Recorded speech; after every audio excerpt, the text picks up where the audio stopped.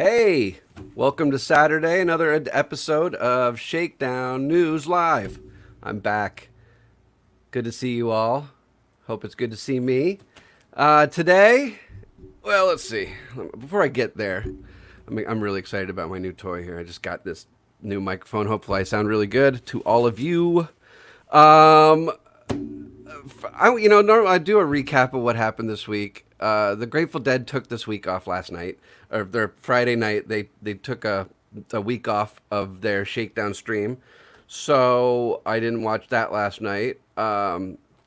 Tuesday, but I really want to talk about Tuesday night really quick because Fish played 6195, which if you tuned in last week to this show, you would have found out that 6195 was my very first Fish show at Deer Creek Music Center, Noblesville, Indiana.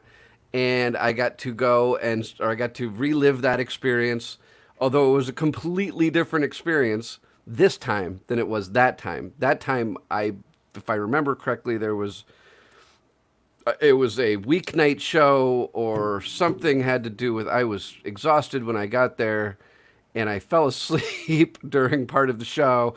So it's nice to be able to sit and watch the whole show and actually experience the whole show. And boy, was it. I just want to, if you didn't see it, theme from the bottom, Poor Heart, AC/DC Bag, the Punch You in the Eye and Reba first set, the Rift, a really creepy Rift Cavern blend that just went to dark places that I'd never seen it, or I'd seen it before but didn't recall they could go that way with those. And then Antelope closed out the first set. Simple David Bowie, Mango, Loving Cup, Sparkle, You Enjoy Myself, Acoustic Army Possum. That is a second set just for like classic Fish dreams. And then The Day in a Life closed it all out. So if you didn't watch it, go watch it. It was really just a killer show. And I was very, very happy to have experienced it again. Panic's playing tomorrow night. They're doing another Red Rock show from 2017. And all weekend long, the Lights from Lock-In is going on. If you haven't tuned in, it's been really good. I've been dipping in and out of it. They're replaying a bunch of classic sets from the Lock-In Music Festival on the East Coast. It was postponed, aka canceled, this year, like everything else. And so they're rerunning it, and there's been some solid stuff. There was, I saw Bob and Phil on stage last night. I think it might have been Further from quite a few years ago, because it was Bob and Phil and Russo on drums and Kameni on keys, and just kind of putting the pieces together which band it was, because I just kind of dialed in and then dialed out. So without further ado, I won't ramble anymore, but I want to bring in, because we've got, I'm sure, hopefully a lot of questions for him. The guy who probably knows more about recording the Grateful Dead than, he's probably second to Betty, right? Let's bring in him. Charlie Miller. What's up, buddy? Good. Is that pretty accurate? You probably know more about Grateful Dead recordings. I've sure transferred quite a few tapes, but yeah, I've recorded quite a few shows from '83 to '94. Recorded many shows. Right, and you're still you're still taping, and to some degree.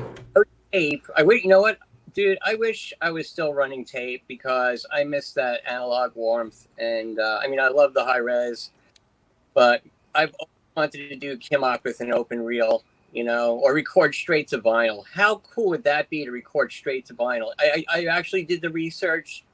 But, you can do that. They did it back in the day, but it's like you have to be so far away from the stage and isolated, because the slightest vibration, it's really expensive. Yeah, to skip the needle. I couldn't even afford the engineer to come and run it. Oh wow, yeah, crazy. But yeah, I've always wanted to do that. Well, for those who are tuning in and don't know, Mr. Charlie Miller, he's one of the experts on remastering live recordings. You have remastered stuff for the Grateful Dead, gone back and fixed stuff from the good old days that was not quite as good as it should be. Put it up on archive. If you Google Charlie Miller Grateful Dead, you will find a plethora of praise from That the listening community. over 3,000 recordings. How many? Over 3,000. I have over Three. 3 recordings that are on the archive.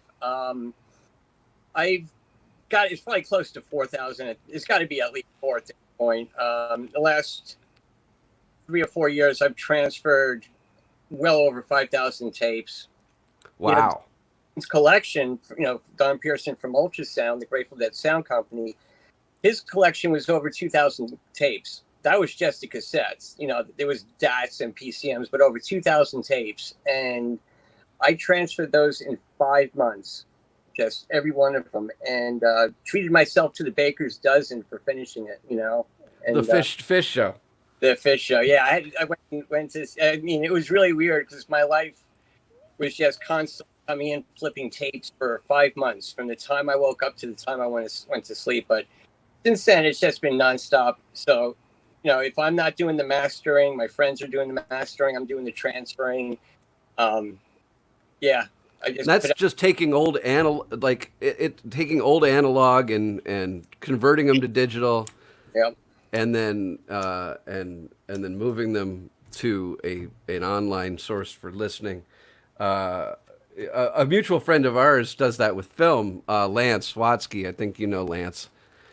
I went to in 1991 one of the Shoreline shows in May. After the show, I think it was the third night, and I was leaving the taper section with my tapes, and I had nowhere to go that night for whatever reason. And Lance said, "Come stay at my place." We went back to his place and listened to the show and hung out, and that's when I met Lance. Wow. Yeah.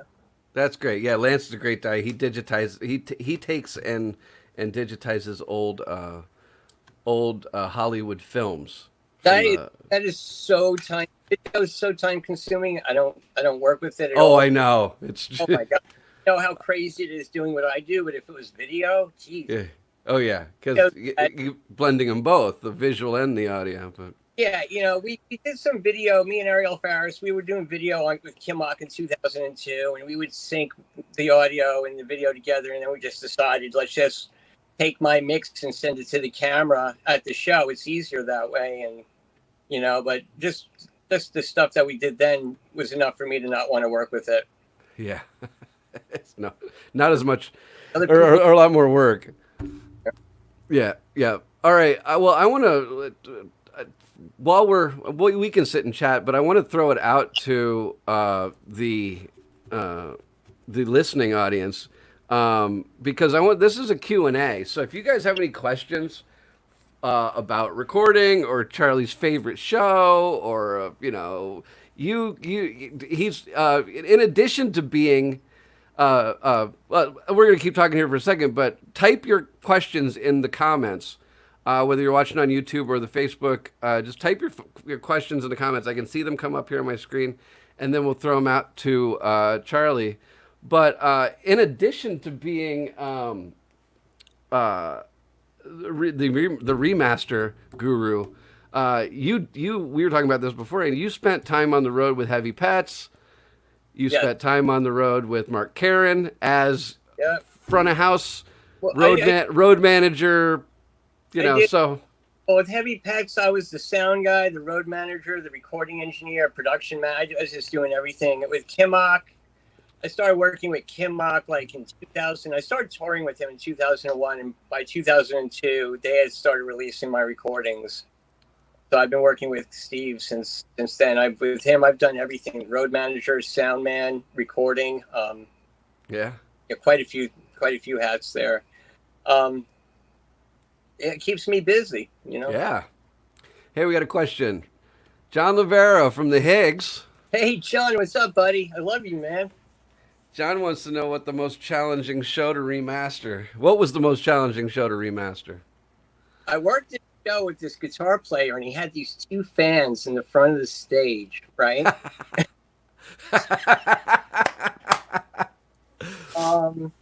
No, but seriously. There's a show I just worked on, and it's being debuted on a radio station in Arizona tomorrow night. on Dead Air in Phoenix. That's Jim Blackwood's show, but I'm going to be releasing it on Monday on Lossless Legs. But there was so much wind at this show. It was in Reno. And the first thing the band says when they come out is, we hope we can play as loud as this wind. And they had the Wall of Sound that year. And you don't hear it during the music. You know, it's a board feed. But between songs, there was so much wind. I had to spend like half the day yesterday cleaning up the wind noise between songs. I didn't edit it out. I just made it so, I just did a low cut to make it no rumble, no wind rumble. But when that was really time consuming. Cutting out the wind. Yeah. Yeah. It was just, it's Reno, and you're up in the mountains there, so it got pretty windy. Yeah, you're high desert and high desert mountains and. Yeah, it was the first Wall of Sound show on the road. They did that a sound check at the sound test at the Cow Palace, and then like 2 months later, they went on tour in May, and this was the show that launched that whole May and June '74 tour, and it was great working on it. It was a master reel soundboard direct from the vault. Doesn't circulate, but it will in a couple of days. Do you you get your sources from Lemieux or from the band or from? Well, there's I don't want to really put names. Okay. People that will either I don't want to. But there's band members, the Grateful Dead band members, the crew members, their management, their friends. I've ended up with a lot of their masters, the sound company. I've ended up with the master tapes from a lot of people. I have like a Grateful Dead crew member. I've had masters go back to '76, I think. Really great sounding too. But it's there's that. There's other people. There's just people. Also there's people that like Robbie Eaton, who's from Dark Star Orchestra, right? David Gans with the Grateful Dead Hour. He helped a lot too. But there's a lot of mutual friends. There's people from the vault and whatnot, and things are obviously different now than they used to be. Now that Rhino has got that contract leasing the vault for however long that is, but I still get stuff from that comes through there. Right on. We got another question. Do you remember taking a video recording from a taper at Cervantes in 2006? Yeah, I'm betting that was Jim. We'll have it. That's one of those things. Do you remember what I said to you when I took it? I said, I'm really sorry I'm doing this because I'm a taper, but I kind of have to. It was just when I'm standing on the side of the stage and I can see the camera from the stage, that means the band can see the camera, and it's just one of those things. But that whole video thing, after that, I said, I'm not going to do that anymore. That's just a buzzkill for everybody, and does it really matter? There was just one specific person in one of the lineups that came off as playing with that for whatever reason had an issue with the video, and that's what happened. And, if it was that the one on that mini DVD, I still, like I said, I still have it. Jim lives about 15 minutes away from me. When it's day, and when this pandemic thing passes, and I'll give you back the thing, and we can post it on YouTube. There you go. That's the deal. I'll give it back to you if you post it on YouTube. Jim, you hear that? You got a deal. We were at Gathering in 2002, and I'm standing on the side of the stage. SKB is like headlining, and it was like huge crowd. I mean, there was a lot of people at this festival, and I was talking to Jen Kimmock, and I just, from way back, way behind front of the house, behind the booth, I saw this red light, and I was like, oh man. And then Jen saw it, and I just went out there. I felt really bad. It was the last song of the show, and this guy had held this little handy cam for the whole show, and I said, I'm really sorry, dude.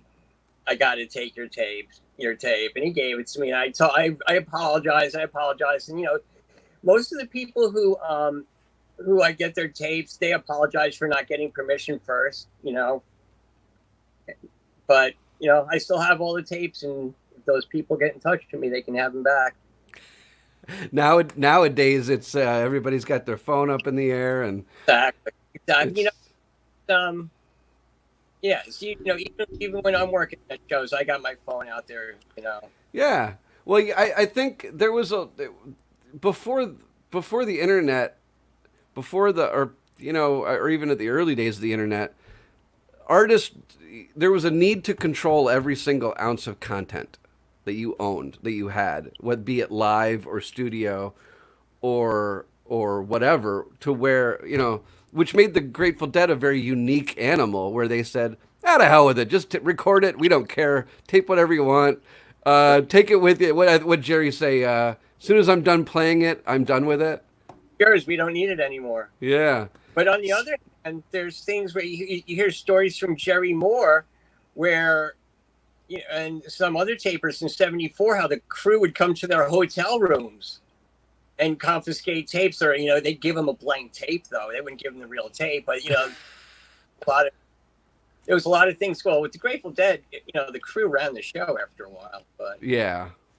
Hey, look who just popped in. hey, Sweet Devil, what's up, buddy? Lance, we were just talking about you. So the Grateful Dead crew, I've heard stories about them being slightly angry at times, and certainly very controlling of the situation. But they would go out and like hunt down the tapers and take the tapes away if it was a good show. Like with Bob Mankey, he used to tape. He used to tape those Garcia, like Legion of Mary shows, or the Garcia Hundreds at the Keystone, and put his mics up like right leaning on the stage. They have like two mics split on stage, and the recordings are phenomenal. But I was at Parrish would cut his cables and tell him if he ever kill him. He seriously, he said I'd kill you. That's what I was told, and that but they still came back and made the tapes. Wow. That when Garcia Band was playing the Warfield, it started this thing from like from 89 through like the end. He was playing there nonstop. And I lived a block from the Warfield. And starting December 89, we were taping every show. It was like every month. There was a point where 5 months in a row, Garcia was playing anywhere from 3 to 5 nights there. It was just nonstop, and I was able to record every single one of them without getting caught. And we were pretty loose the first time about it, but when we came back in the beginning of 1990, they had that mobile recording truck outside the Warfield, and we were like, "Oh, that's not a good sign." And we couldn't get our D5 in. We had to go next door to that electronics shop and buy a D6 to get it in. And tiny enough to fit in your pocket. I just had my hair halfway up my back. I used to wear this winter jacket in like May when it was really warm, or whenever it was warm, and they knew somewhere, but I had my long hair to cover where the mics were in the hood and everything, and we got away with it. But man, yeah, I just it's the crew. Yeah, it's usually the crew. Well, certainly, I mean, the band's got too much going on. They're worrying about. Yeah. But I can see that. Now I remember a story about you recently. I don't know how recently, but within say the last probably 5 years, probably got into fish now more. I see you're wearing the fish shirt. Fish. Yeah. Fish. And they let you went to record the fish show somewhere, and Kuroda just said, "Oh, just set up inside with me." There's a couple of places where they've let me go, like in LA or Vegas, where the taper section is in the back corner of the lighting booth, behind the board in the lighting booth, and one side or the other. But they usually put people in the back left corner, and they let me go all the way up in the front, which is like 40 feet closer. And we're centered. But we were at Vegas in 2018, and that last night they ended their fall tour with a Saturday night show in Las Vegas on my birthday. It was my 55th birthday. Oh, wow. I came in there to set up my stuff, and I didn't know where to go. I wanted to, security was telling me this, security, I wanted to go here. It's just this whole thing. And Chris Croda, who's a friend of mine, came over and said, "Come here." And he brought me to Gary, and he says, "We got a chair we set up for you." And there's a chair right inside the booth there. And there's a piece of tape that runs right in front of Gary's console, piece of white tape. And I said, by any chance, does that tape mark the 100-foot mark from the PA? And they said, yeah. Put my stand right on it. And the only thing is, they said I had to run at head level so the video cameras don't see the mics. And I said, well, I prefer to run head level. The only reason we raise our mics is because drunk people or people talk at shows, and you don't want to. Well, the drunker they get, the more they talk. Yeah, so when you're in the middle of the sound booth or in the front, this next to the console, nobody's talking. So I had always dreamt of running, ever since I started doing sound, I always dreamt of running my mics in the sound booth in a nice big arena show. And obviously the Grateful Dead weren't around anymore. So the next best thing would be to do it at a Fish show. And I didn't even ask. They just told me, and I got to do that at the Vegas run. Man, I got to tell you, that was a happy birthday. That's awesome. That was MGM, right? Yeah. I didn't hang out in the booth because I didn't want to be in the way. So I just, I wanted to also kind of go a little nuts dancing. I didn't want to be that sound booth, just, Yeah. So I hit record, and I just went out and did my thing, and, but I did get a picture of the recording stuff next to Gary's console with the mic stand there. That's awesome. Yeah. Kuroda. For the garden shows, I got to well, whatever. But I got to sit next to Chris Kuroda, because when I'm at the garden and you're right next to the lighting booth, there's a space, next to him he doesn't use. And if I have my stand in front of me, I got a stand squished in front of me at the garden. I can't move, and my feet will be on the legs of the stand. There's just no room. So he lets me put my stand in the lighting booth at the garden. It's just, once again, I can run it as high as I want because the camera's on the other side. Yeah. So that's kind of cool that the last 25 garden shows, I think it was, I did from there.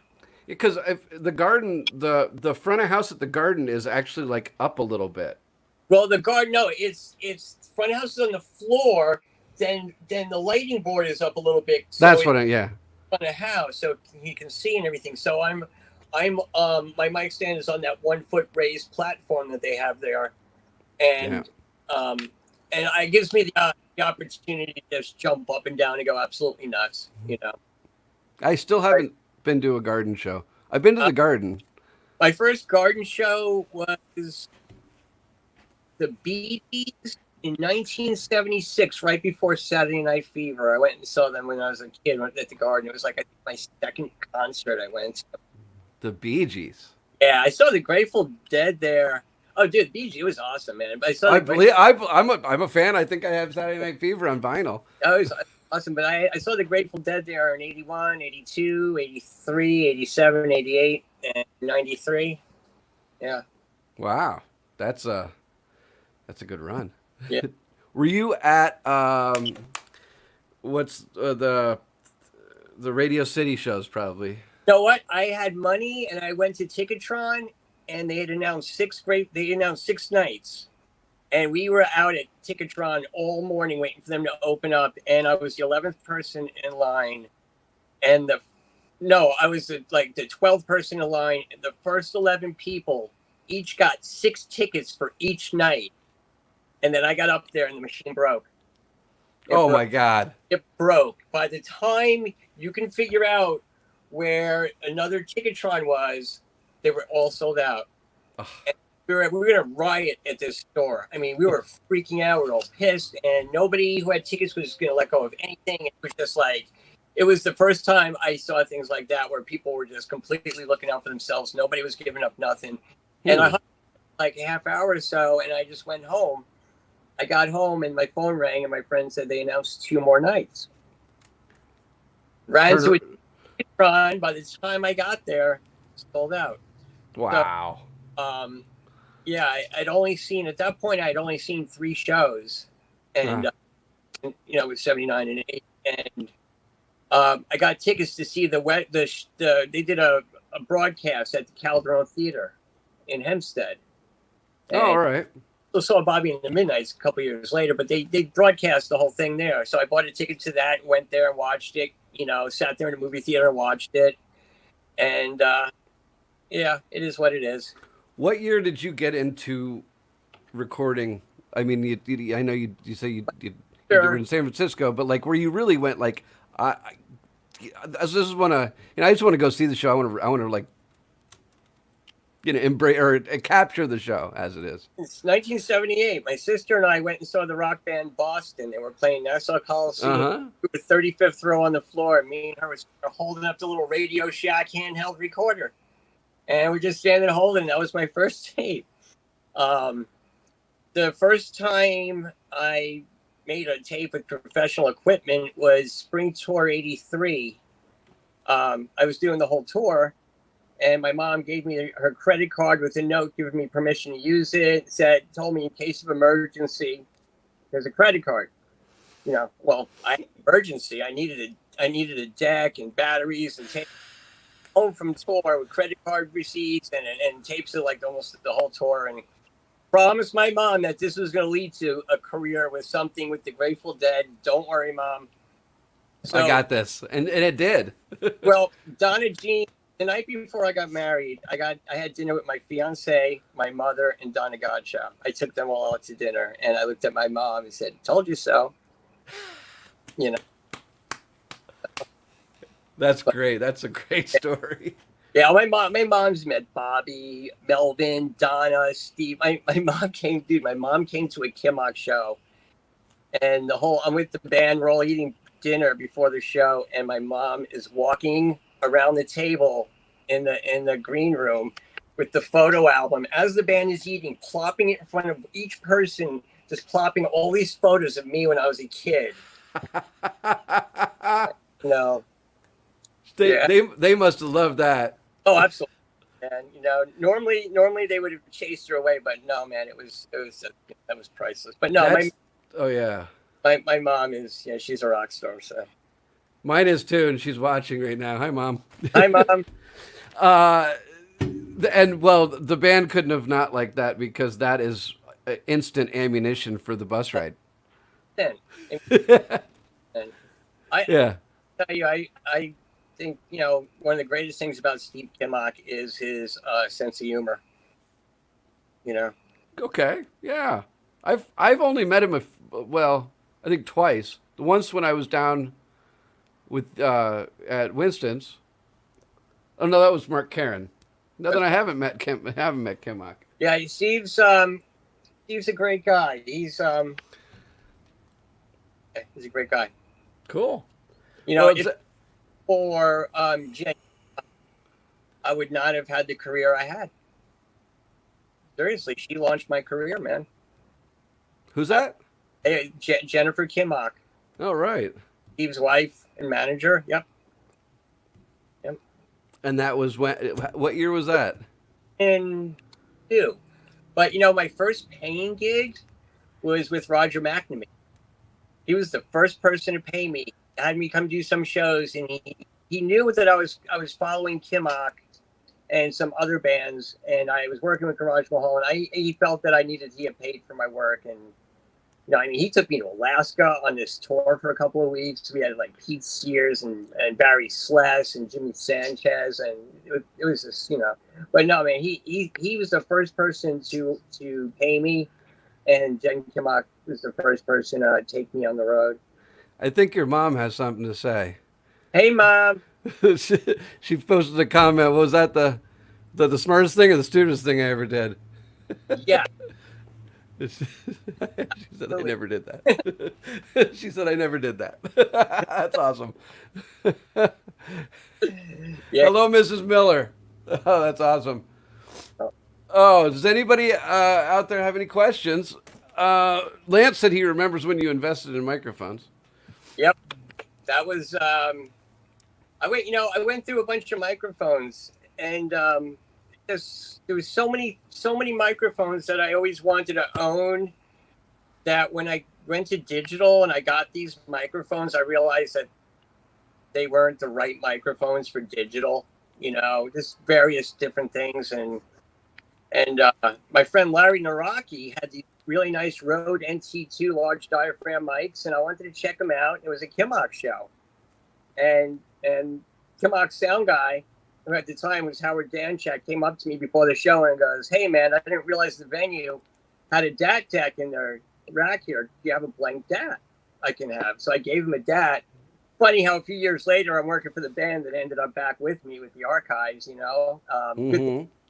But so Larry lent me his microphones. Well, what he had another pair. He had bought some chefs, so he lent me these microphones. And at the end of the show, I said he can't have them back. I'm keeping them. I said I'm keeping them. How much money do you want? And he threw a number at me, and within a week I gave him the money. And I said, you can't have them back. You don't need them. And I took those mics and showed up at every Steve Kimmock show for a year and recorded it with them on stage. We would set up a patch bay so people can patch in. After the show, we would burn 50 copies of the show onto CD. And the next night's show, we would hand them out to all the people in front. And we'd have all the stuff up on the archive, and we were helping promote it. And I mean, they were playing a 75-minute festival set in Atlanta. And I flew out from San Francisco for that. Wow. And so they knew I was going to always be there. Yeah. I was always going to be there. I guess they trusted me to do what I was doing, and that's how I got the job. I kept showing up. You know what they say? You keep showing up, and eventually you'll get a paycheck. Yeah. Yeah. Well, most of the people, I should say a lot of the people that I know that work in the business of production, crew, whatever, they started by hanging out around the back door pushing cases in for the band. Yep. When they were years old, just hanging out in the alley behind the venue. Hey, can I help carry some amps? And you do that enough, and you do that, over and over again for the same band, or multiple bands. You just get to know how everything works, and before you know it, you're a guitar tech or you're sound engineer or whatever. I learned how to do sound. Well, I was at the Grateful Dead shows. I had a mixer with me because we had 4 mics, and I would do a mix at the live mix, and I kind of just learned more about mixing. And I learned how to do sound. I used to do sound in a church in Berkeley, and I kind of learned a little bit about the basics. And some of the Grateful Dead crew taught me how to really do sound, and kind of taught me taught me a lot of things about being on the crew, being on stage when the show's going on, how to go out and change a cable in the middle of the song, all kinds of little things, how to hide getting high when you're on stage, and that kind of, all kinds of stuff taught me. And it just, I got lucky that there was a Kimmock gig, and he was doing an acoustic duo opening up for Little Feat, because the Little Feat acoustic duo opened up for him, and so they returned the favor opening. So Kimmock sound guy was kind of, I don't know, being whiny, I guess, about, I don't know what it was, but he just kind of wasn't excited about doing the gigs. I don't know if it was the money, I don't know what it was, but they said, don't worry, Charlie can take care of it. And then they hung up the phone and looked at me and said, you know how to do sound? So I said, yeah, I got it. And I got to do sound there. And they just saw, I went from recording Steve to doing his sound on tour with Steve Kimmock Band. I got to mix the Steve Kimmock Band with Bob Weir sitting in for a whole set at the Great American Music Hall. Wow. That was really special because when I first got into Steve, I seriously was the guy who would sit outside for 7 hours waiting for the door to open up so I can get the best taping spot. And, and then they knew me as a taper. Right. Taping. Then I was Kimmock's recording engineer and road manager. Then I was doing his sound, and it was kind of cool, when I got to do it there, because they had upgraded their PA right before that. And I got to mix Bobby once, which was interesting. Was he particular? It was I got good Bobby that night. There was no issues. I've seen some Bobby sit-ins where it's just kind of he's in another world or whatever. But he's really he's really focused, man. I gotta tell you, he's way more focused than he used to be, and that's awesome. And he's working out, and well, the crazy part is I'm at front of house, and when I came out after set break, when I went back to the front of house with the set, actually I didn't have the set list yet, and I texted somebody to bring me a set list, and they showed up. The lights had already gone out, and I'm noticing they're putting out a microphone, and I see Bob Weir on stage. Oh, we forgot to tell the sound guy that Bob Weir's going to be sitting in, so. And that's a whole nother couple channels. Yeah, it was quick because they assigned it on stage and told us where it was, so it was pretty easy. It was a digital console, so I copied the settings from a different vocal channel to that one as a starting point, and then went from. I remember the old Dark Star Orchestra sound guy Cameron telling me once, because Bobby had sat in with DSO, and Cameron said that Weir told him how to EQ his guitar.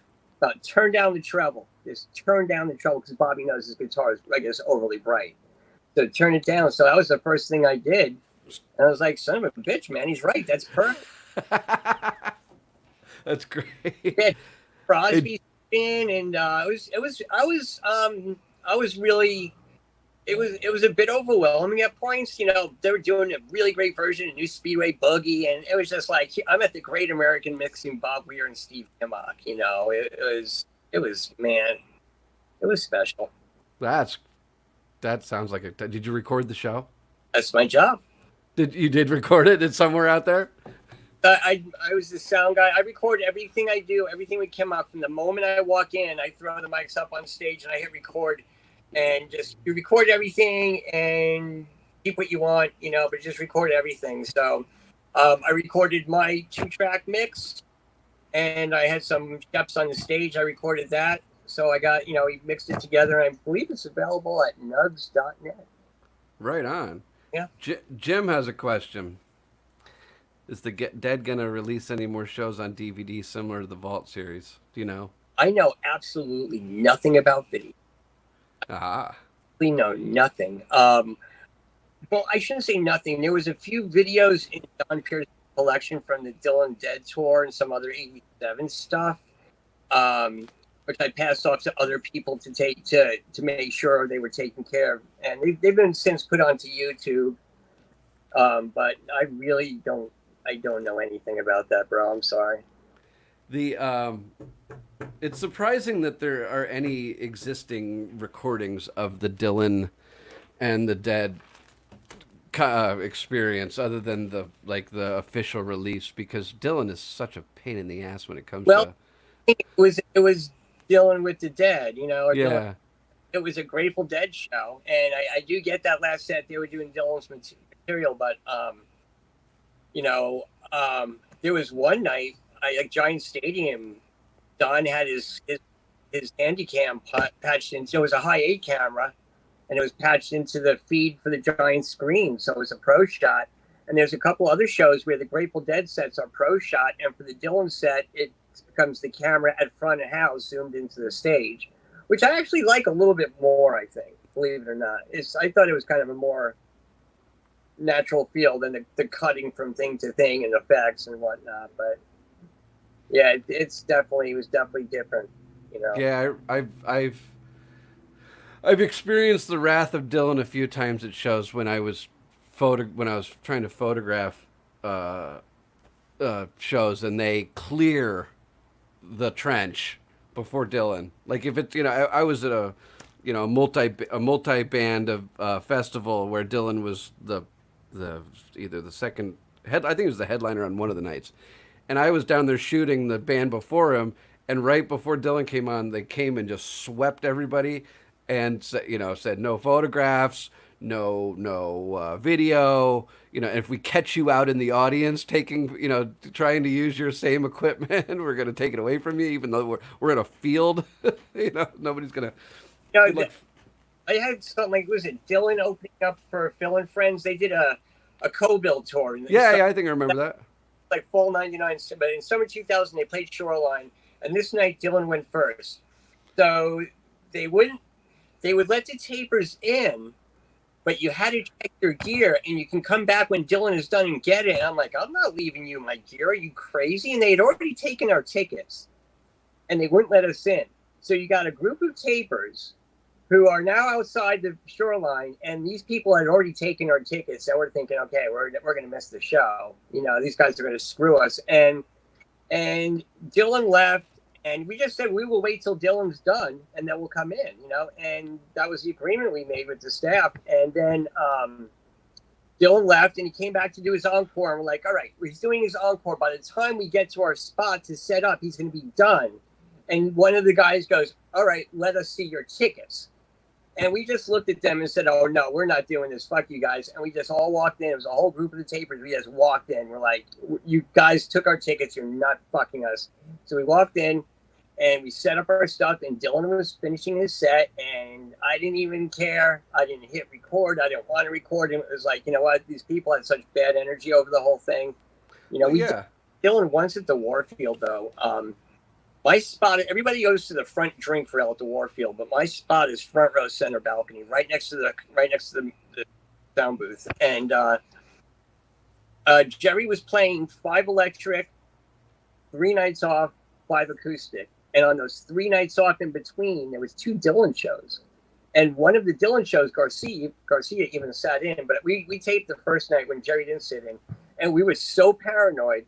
So when we got in, we got to our seats to his front center balcony, and we put our jackets down on the railing, on the little thing there, and the wall there, and we walked away. But the mic was already in there. The deck was in there. We had already hit record, and we walked away, and we all separated, and we all looked to see if anybody was looking or paying attention. Were we being... And most nerve-wracking thing. And I was like, it's just not worth it, man. You know, I understand you got to respect the artist and everything. With him, I think it's probably more of a record label. I don't know. Yeah, I think it's a little bit of an ego thing, but there's people like, I think it's like Robert Fripp, I think it is, who was it? They used to go to the articles in the back of Rolling Stone magazine and look for bootleggers who were selling their recordings and contact them and buy them and just whatever. But there was also I think it was Fripp, who used to have people on stage with binoculars looking out into the crowd for the microphones. Wow. You know, and it's, at some point, man, it's like, if you're that worried about it, you know. Yeah. Whole different world these days. Yeah. Yeah, that's cool. You know, I do remember somebody I don't remember who it was, whether it was a comedian or a musician, but they made everybody check their phones. You had to put your phone in like a phone jail. the little. Yeah. Yeah. And if you got caught trying to take photographs or video, they were throwing you out of there, like you were immediately dejected. Yeah, so there's some people who are really adamant about it. Hey, Lance wants to know a little more about how you're preserving digital masters. So you know, well, digital masters don't have a long shelf life, as you know. There's some Grateful Dead Master Dat soundboards that I have that are blank. It's crazy. Like, there's a tour. I was given a tour from '93, and the beginning of the tour sounds great, and they're great, and then it gets to Nassau. And the first night is okay. The second night's got a bunch of dropouts, and the third, fourth, and fifth nights are blank. So I talked to the crew, and they said, "Oh, we used to never clean our decks. The heads on the DAT decks, nobody ever cleaned them. They would just run a bunch of DATs, and there'd usually be a good one in there or two, or whatever." But I've seen a lot of DATs just even not hold up over time, you know, because if you can't, if it's analog and there's like a dropout, it just gets a little muffled. If it's digital and you can't read the ones and zeros, you get noise or nothing. It's either all or nothing. There's no in between with digital. So as soon as I get any DATs, any digital masters, I immediately digitize them. With the first PCM, with the first Grateful Dead soundboard, actually the first Grateful Dead PCM ever made was April 17th, 1982, Hartford, a show I was at. Dan Healy gave somebody a patch. I have the master PCMs here. It took 3 passes of the master tapes before I can get a legible sentence out of anything. It was just stuttering and stuttering and stuttering. So I kept recording and playing them. rewind, play it again. I figured the head spinning would polish the tape and magically just do what it needed to do. And it took probably 4, maybe 5. I think it was the 5th pass where it was absolutely flawless. But it took 3 to be able to get something out of it. So sometimes you gotta do multiple passes on it, and also try on different decks. That's a big thing. I got 2 decks that between the 2 of them they'll play anything. But I put that stuff on a hard drive. Everything gets backed up. My backups are backed up on. I have multiple drives that are offline, and the super important stuff is either on Google and or Dropbox and or at friend's house offsite in another state, somewhere. So once you finally get the corrupted, I will call them corrupted, or the not so great digital files, and you make them better and then you master them again. How do you keep that from happening again? You put them on the cloud, and they're there permanently. Once you got the ones and zeros transferred onto if it plays fine, you're okay. But I don't understand why it's above my pay grade, but the analog outputs of a DAT deck has better correction than the digital outputs. I never understood why, but that's what I was always told. So sometimes if you can't get a clean pass off the digital, you might be able to get it off the analog outs because of the different error correction.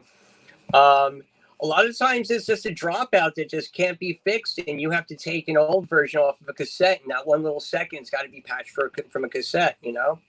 There's usually something else you can use to cover that little spot if there's just no saving it. So a lot of your job is not only finding the good stuff and making it sound better, but fixing the shit. Yeah. But I take the tapes and I transfer them. That's when I do the mastering. And I've been doing more. The last decade has been primarily mastering. But every now and then I look at something I transferred 20 years ago and I'm embarrassed by it, and I have to remaster it, pitch correct it. Or at this point, I try to get the original tapes back and do a better transfer. If it's a cassette, I can now do it in DSD. And just try to fix your own shit. Every now and then you fix other people's shit, but you don't want to. I don't know. It's kind of a weird thing when somebody puts something out and then you got to take it and fix it. It's just, I don't know. I just kind of feel weird about having to do that or doing that. But do you have a favorite, whether it's a favorite show that you taped, or a favorite show that you necessarily weren't at, but you've received it and gone, damn, that's one of the best shows I've ever heard? Is there one that stands out? I mean, and please don't say 77 Cornell. Well, 8. Oh my gosh, it's not even the best show that weekend, or not even that week. The Palladiums are better. Okay, so oh, I just lost it. Oh, 12-6-73. I got the Master Reel soundboard, and it doesn't have that cassette gen in it. And it was one of the most phenomenal sounding things. I pitch corrected it, and I wasn't supposed to share it, but it ended up out, and I think I don't know. I didn't forget. I think I just put it out. But it was one of the greatest sounding things I'd ever heard, and I sent it to everybody I know who works with Fish. He said, pass it off to the band. They've got to hear this. I passed it off to everybody. It's just one of the greatest sounding things. I know they released a couple of tracks from it, but this was the whole show. And it was such an insane improvement. I also put one up today that I think is one of the best improvements. 215-73, Madison, Wisconsin. That was quite a difference from what I put out today to the source that we previously had. The 12-6-73 is on archive. Did you put that up there? Was that you? I actually don't put stuff on archive, but I do. Okay.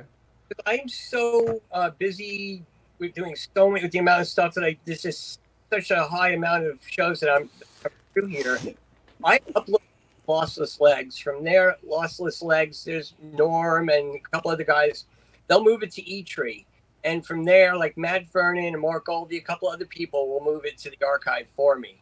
Got it. Okay. So I know that I'm pretty sure with the Grateful Dead, there's only a few people who have the upload access for the Grateful Dead stuff. I may be wrong; they may have changed it, but yeah. So I just put it out. If it's really good, I'll post it on Facebook too, and then from there it just goes everywhere. Well, I just shared the link to the archive of that's 12673. That's Cleveland, correct? Cleveland, Ohio. There's two. I put out two versions. Hopefully, that's the more recent. It's the Grateful Dead is the official uploader of it. So let me see. Is there? Because I'll tell you, there's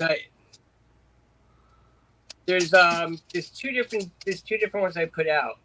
One's older and one's new. But hang on one second. My dog needs to go out. Okay. No problem. Boy, buddy. Good boy. He was patient for most of that. He's been under my feet this whole time. That's all right. Yeah, so the one, I mean, if the tracks are titled with the song names in the track title, yeah, new one. Yeah, it's Bertha Mexico. I mean, just looking at this set list. That's the new one. That's the one right there, man. That was insane. The Dark Star Eyes, Stella Blue, I think is the part they released on a bonus disc or something with something. But yeah, the whole show is just so good. There's all over. There's a thread on Reddit where they're talking about you. And there's a guy who said when Charlie Miller posts to Facebook and says, listen to this, insert song here, you do what he says. So somebody, if when we're done here, click on that link and go listen to the show, because if that's his favorite, it must be a smoking good show. It's a smoking good show. It's not my favorite show, but it's definitely my favorite that I've worked on a really long time, man. That one, right. It just hits all those spots, That's a killer set list. Yeah, isn't that just great? Yeah. That was the tour without Donna because she was too pregnant to fly, I believe. All right. That's Cleveland, 73. Winter. December. Last place I'd want to be in December is Cleveland. Yep. It's not a warm place in December usually. But does anybody? Let's see. Somebody posted the older version. Anybody else have questions while we've reached a kind of an impasse here? Post your question up on the YouTube or the Facebook comments. If you got a question for Charlie about anything, Kimmock or there's a new Kimmock release that's going to be coming out in 1 week. I'm pretty sure it's coming out this next weekend. I started multi-tracking in like 2002, 2003, and we have this new archive release series, and it was supposed to be from the archive 2-track DATs from the house mix, and just stuff that's really good sounding, just to get it out, and not multi-track mixes. But this show, I wanted to get it out. It really needed to, get out. It's also a local show, so. Oh, right on. Represent San Diego, Yeah, Jim, we just kind of I jokingly mentioned it, but it bears it's a good question because everybody seems to drool over that 77 Cornell, which I don't think it's the greatest show, but I mean it's a good show because I think it represents the two polar opposite styles of the Grateful Dead at the time, where one set was completely like cowboy country and one set's completely like psychedelic spacey rock. But I want your opinion. In 1984, 85, the audience of that second set was in wide circulation when I lived on Long Island. Excuse me. And, it was good. We would listen to it every now and then. It was a good show. And then in 86, we got the first batch of the Betty boards. And it was February 71 Porchester's, the April 71 Boston, and Manhattan Center, and a whole bunch of April 78. And it was those 4 shows from May 77. And it's the fact that the set list in that second set is good, that there's a Dew and a Scarlet Fire, and it's the fact that the mix is phenomenal, and Bobby's voice has that bigger than life sound to it, you know, and the vocals, and it's just an outstanding mix. But that's where it ends, you know. Since then, we've heard like every show from that tour and almost the same quality, you know. And Tuscaloosa, show of the tour, hands down. You know, 517, best show of the tour, absolutely. 5377, let's see, 430, 53, 51, all 5 nights of the Palladium. Let's just say that, you know, all 5 nights of the Palladium, better than Barton Hall, easily. I actually played a whole bunch of the Master Reel soundboard of 5377 at my Grateful Dead dance parties, and it's one of the things I was given permission to play, and people were coming up to me saying, "Is this Barton Hall? Is this Barton Hall?" And I kept saying, "No, this is the Palladium." And they're like, "Really? It sounds like Barton Hall." It's like, you know, same Betty's mix, you know, and it's kind of had that same feel, but like 430 with that laid back Bertha and Me and My Uncle, that groove they got there, and It's All Over Now. I mean, that is just so fantastic. Way better than Barton Hall. So right. It's just the fact of the sound quality of it.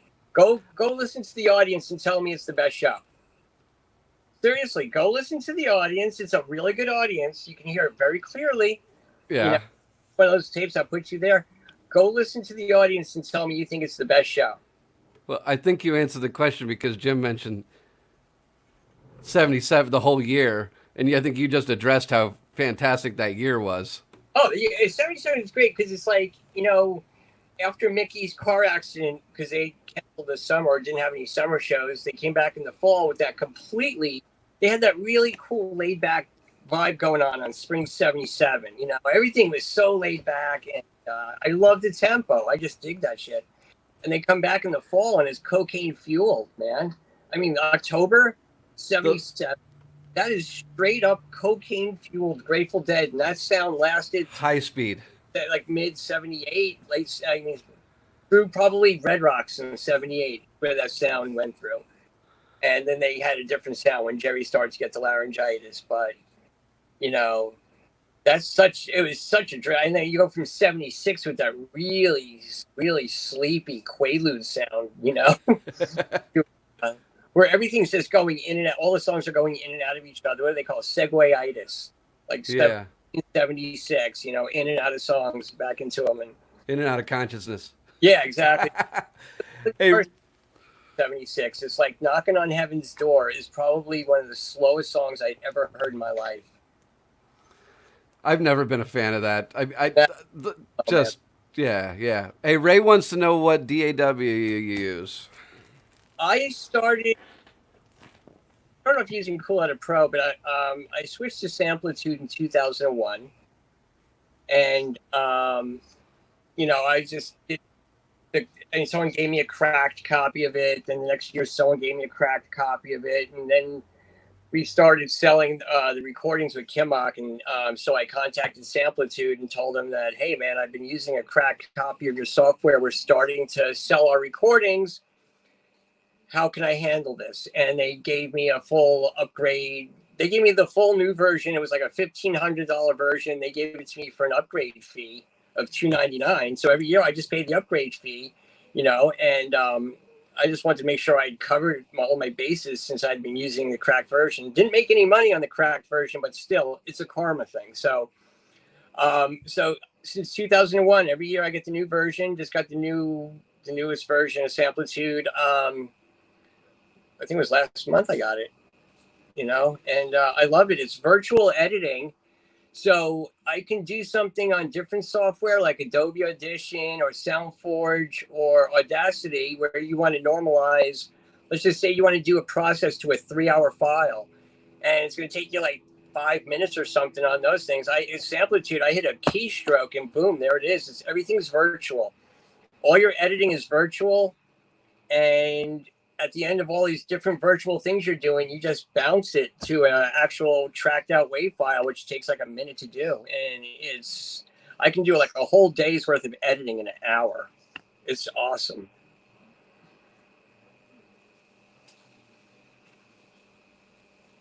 Oh, I lost your audio. There we go. There you go, Ray. Yeah, I had muted it so we got all of you and none of me. Lance, this is a good question because I think it's a great idea. Any thoughts on doing a dance party on the internet? Yeah, I actually had it all set up. My friend John Bartol was going to help me do it. We were going to do a Facebook group to do a dance party, a private Grateful Dead dance party to help raise money for Winston's. But instead, I did a GoFundMe for Winston's, which is currently running on my Facebook page. GoFundMe.com/WinstonsOB. They're a really cool club with really cool people. I'm not trying to help the club. I'm trying to help the people. It's all for the staff. Not that I don't want to help the club. I'm just trying to help the staff on this. Yeah. Place. So yeah, I was going to do one. We were going to hook up my 4-track recorder to the computer and as a sound card, and I was going to mix the music and talking, or I'd play a couple of tunes and talk about why I chose those tunes. And instead, I ended up just last week talking about why, my favorite versions of Grateful Dead tunes. And I don't know.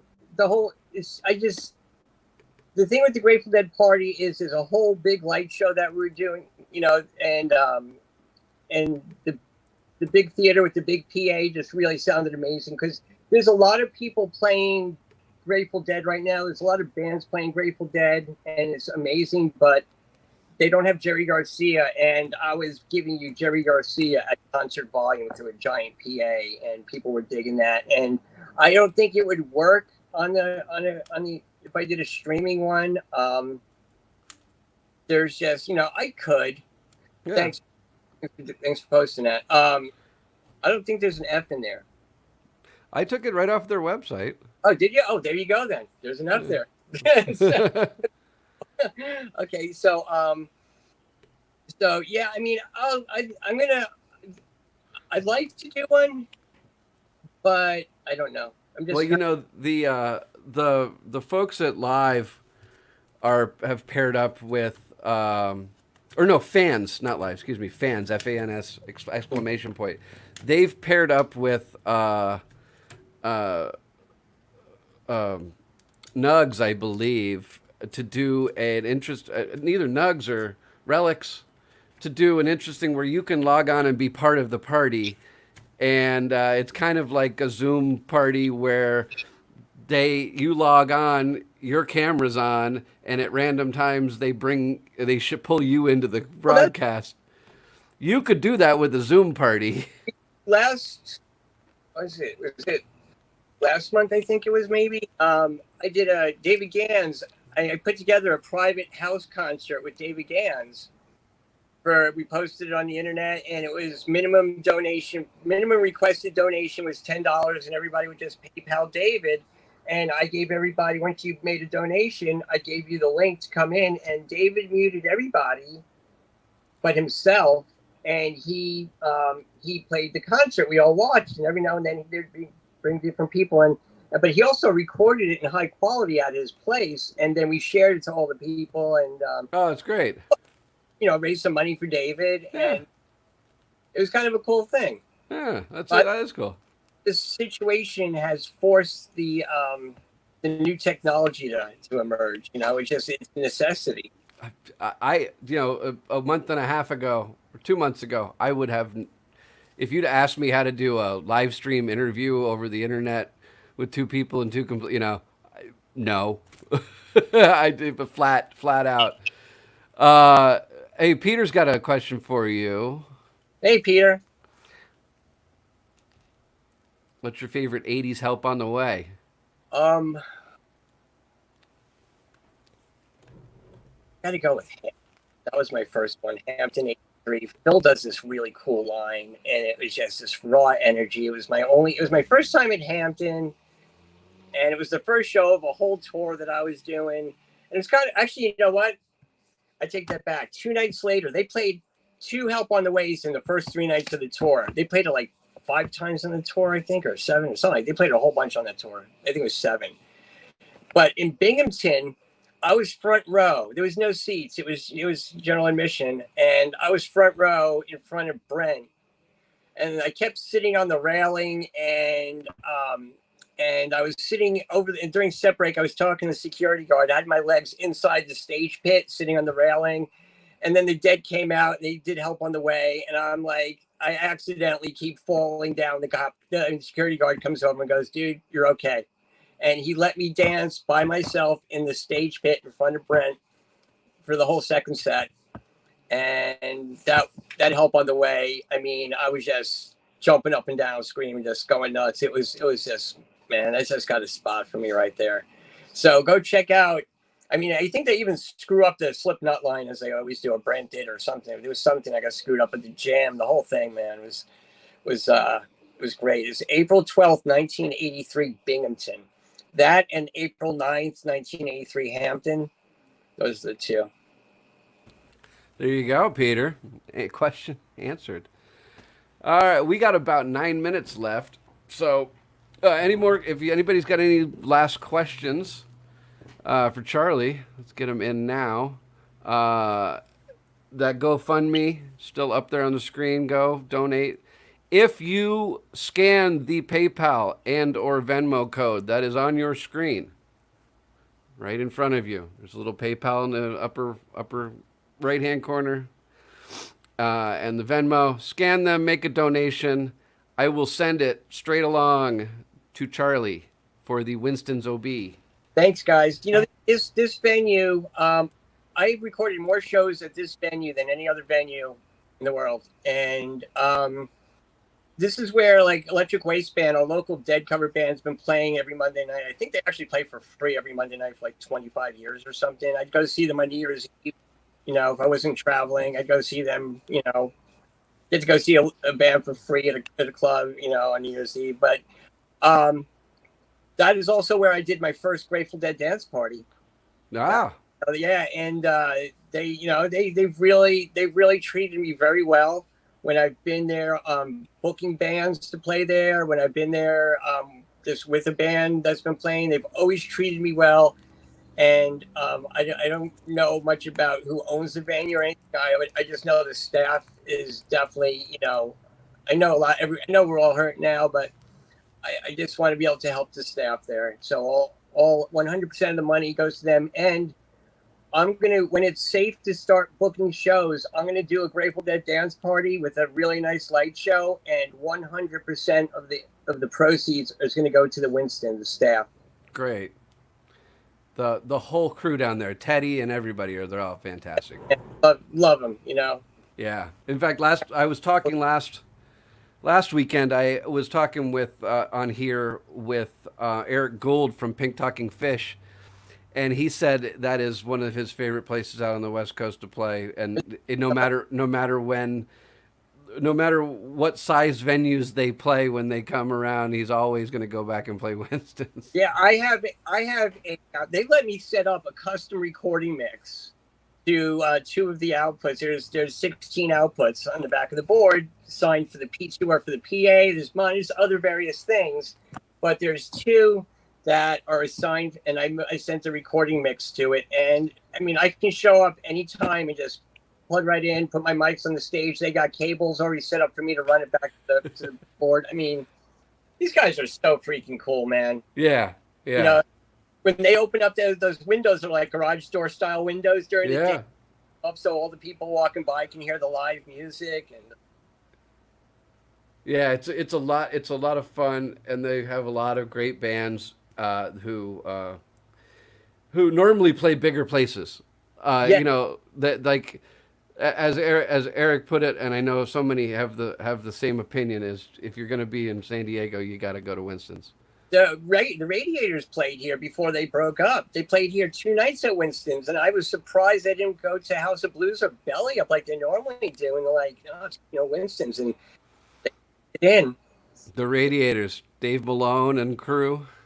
Yeah, my wife is a big Radiators fan. My wife was recording off the board Radiators before I even met her.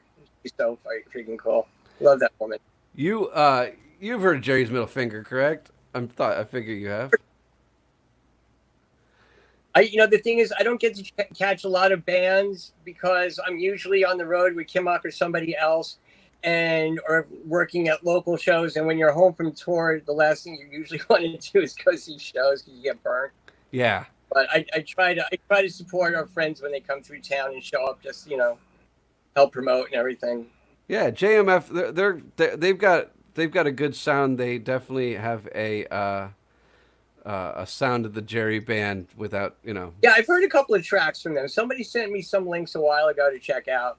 Yeah, Garrett has that youthful Jerry style, which is great. I dig it. Oh, apparently Kimmock's out in with JMF. Yep. When was that, Lance? Well, looks like we got 5 minutes tonight. I'm sure you were there. Is the 2018 Dead and Company Dodger Stadium? Yes, I was standing next to Bill Walton on one side of me, and that guy from that TV show, The Goldbergs, the dad with the curly hair, the kind of a larger guy. I don't watch the show. He's a TV. I don't either. On ABC. Yeah, I know the show, but I'm show on ABC. I think he used to, I don't know. But he came in, he had a camera, and he was smiling, taking pictures of everybody. It was cool. So it was interesting. But yeah, man, I got tickets from the band, the friends and family section. Right on. And I love that. I love the set list. But the crazy part is, on the way there, I called the second set opener was going to be Sugar Mag Skull Fire, and my friend said, "There's no way in the world." I said, "Yeah, trust me," and they did it. And it was. I'm pretty sure that was the night they did that. Yeah, but the first set had all the tunes I like. Man, I had a great time there. I remember Shauna and I were sitting on the first base line, right about the dugout, like the second row from the rail on the first level, and we had a great view of the whole experience going down on the field, and we were sitting there having a great time, and if I remember correctly, Nate LaPointe from Cubensis kept texting me saying, "Hey man, we're down front, come down front." And he texted me like the little QR code thing to scan it down so I could go down on the field. Oh, that's so cool. And I said, okay, maybe after set break I'll go down there.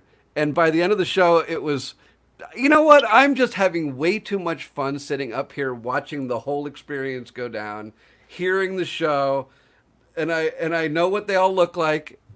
I've seen them all up close and personal. So I really don't. I appreciate that spot more than the front row, but the spot that you were talking about, the family and friends section, which is kind of about 10 rows, usually about 10 rows back, 7 rows. It was right. It was the rows right behind, because we came in from the side, and I was like, oh my gosh, I hope that we're not in that pit up there, because the sun was beaming on there. I'm like, I don't want to stand up there for. Oh my gosh, no, I can't do it. I was wiped out from seeing. I think I just done some other Fish shows or some other shows somewhere, and I was pretty burnt. But I was feeling like an old guy that night. But no, man, we found we had seats. Yeah. And it was great because, those tickets are way expensive. I don't get free tickets from them anymore. That they it went from free to like $175 all of a sudden. Yeah. It depends on the venue for me. Yeah. Anna, their publicist, who's fantastic. I love her. She's awesome. She's always been super cool to, if she can, get me some media passes for shows. And like, L.A., Hollywood Bowl or Greek, no problem. Dodger Stadium, you know everybody and his brother wanted to be there. Yeah. So I paid for mine. I remember I drove my van and my work van, and the guy at the parking entrance demanded $100 to park my van because it was an oversized vehicle. Even though it's the same size as a, say, Sprinter Passenger, it just doesn't have windows because it's my work van. And he wouldn't let me in the parking lot without paying $100 to park my car. Sure. And they tried to direct me to the RV and oversized vehicle parking. And I said, screw this. I just paid $100 and I pulled right into like where the players park or the media park and drove right up and parked 50 feet from the entrance to the stadium and said, you're not moving me. I paid way too much money to park this car. I did that with what was it, when Fish played Hollywood Bowl a few years back. I just told them I was with the band and I parked next to their bus and I just threw up my business card on the dashboard and came out and my car was there. So like, I still had to pay for parking, but at least I got to park. You got parked close, yeah. Yeah, I wasn't about to walk a mile from where they were parking the RVs to park my van, which isn't oversized. But well, we got 15 minutes till that show starts, so let everybody go get a refill and go to the bathroom and do what you got to do. And thanks everybody for popping in. Thank you, Charlie, right on, man, for spending some time with me. And hopefully there's some really great stuff coming out in the not too distant future from Kimmock. I think Lance said when Kimmock played with Jerry's Middle Finger, it was taped, so maybe you could find that and upload that. Probably have it, or maybe I don't. I don't know. I'll call Lance when we're done here. Nevertheless, thanks again. And if you're gonna do a dance party, let me know and we'll share it up on the site. Yeah, I want to on the road. I want to take you with me so you can do lights for me. Hell yeah, deal, done deal. Good. All right, everybody, have a great week and enjoy the show tonight. We'll see you next time right here, same bat time, same bat channel. Shakedown News Live. We'll see y'all. Bye. Peace.